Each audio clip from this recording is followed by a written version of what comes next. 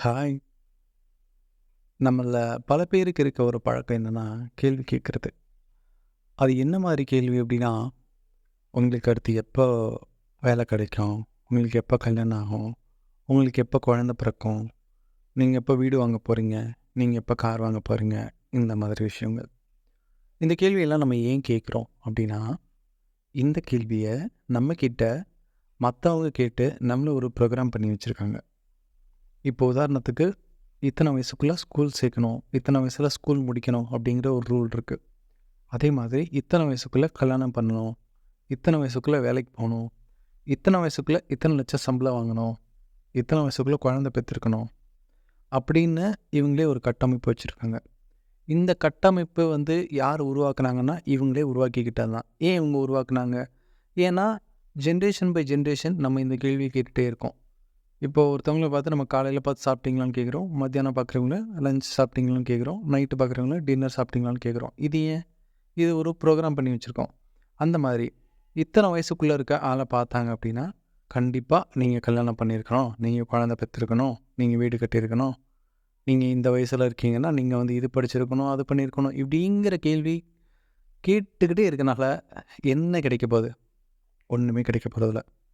ஒருத்தவங்க படிச்சிருந்தாலும் சரி, படிக்காட்டியிருந்தாலும் சரி, ஒருத்தவங்களுக்கு கல்யாணம் ஆயிருந்தாலும் சரி, ஆகாட்டியும் சரி, ஒருத்தவங்க கார் வச்சிருந்தாலும் சரி, வச்சிருக்காட்டியும் சரி, ஒருத்தவங்களுக்கு குழந்தை இருந்தாலும் சரி, இல்லாட்டியும் சரி, அது எல்லாமே அவங்க பிரச்சனை. நல்லா யோசிச்சு பாருங்க.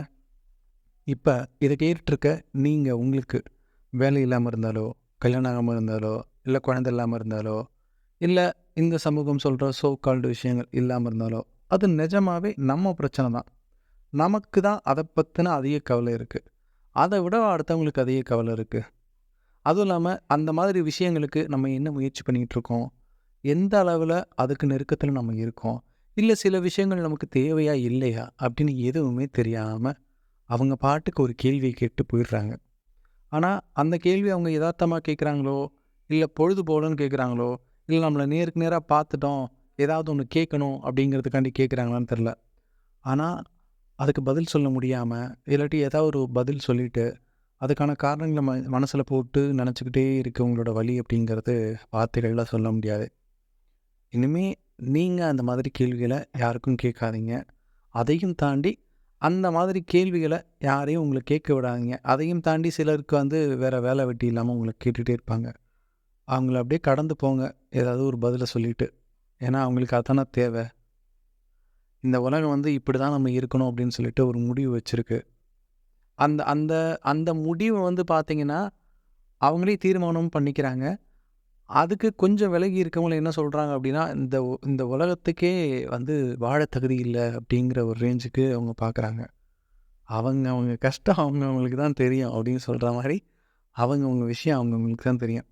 ஸோ, நான் இந்த பதிவுல சொல்றது ஒண்ணே ஒண்ணு தான். யாரையும் அன்வான்டடா தேவையில்லாத கேள்விகள் நீங்களும் கேட்காதீங்க. ஒருத்தவங்கள பார்த்து நேரா பார்த்து பேசுறீங்க அப்படின்னா, பேசுறதுக்கு 1008 விஷயங்கள் இருக்கு. பர்சனல் விஷயம் தான் பேசணும் அப்படின்னு இல்ல. ஏன்னா, ஏதாவது ஒரு பர்சனல் விஷயம் நல்லது நடக்கணும், ஏதாவது ஒண்ணு கேட்கணும் அப்படின்னா, தாராளமா அவங்களே உங்கள்ட்ட வாலண்டியரா சொல்லுவாங்க. கஷ்டத்த ஷேர் பண்ணணும் அப்படின்னா கூட அவங்களே வாலண்டியரா ஷேர் பண்ணுவாங்க. ஸோ, நம்மளே போயி, "நீ ஏன் அப்படி இருக்க, அப்படி இருக்க?" அப்படின்னு கேட்கறத குறைச்சுக்கலாம். அதே மாரி அடுத்தவங்க யாராச்சும் உங்கள்ட்ட 1 தடவ, 2 தடவ எப்பயோ ஒருத்தவங்க பார்க்குறவங்க கேட்குறாங்க அப்படின்னா பரவால்ல. கீப் ஆன் உங்கள்ட்ட கேட்டுக்கிட்டே இருக்காங்க ஒரே பெர்சன் அப்படின்னா, அவங்கள்ட்ட நீங்க ஸ்ட்ரெயிட்டாவே சொல்லிருங்க. அது வந்து என் பிரச்சனை. நீங்க அத தலையில சுமந்து உங்க பொன்னான நேரத்தை வீணடிக்காதீர்கள் அப்படின்னு சொல்ல பழகிக்கோங்க.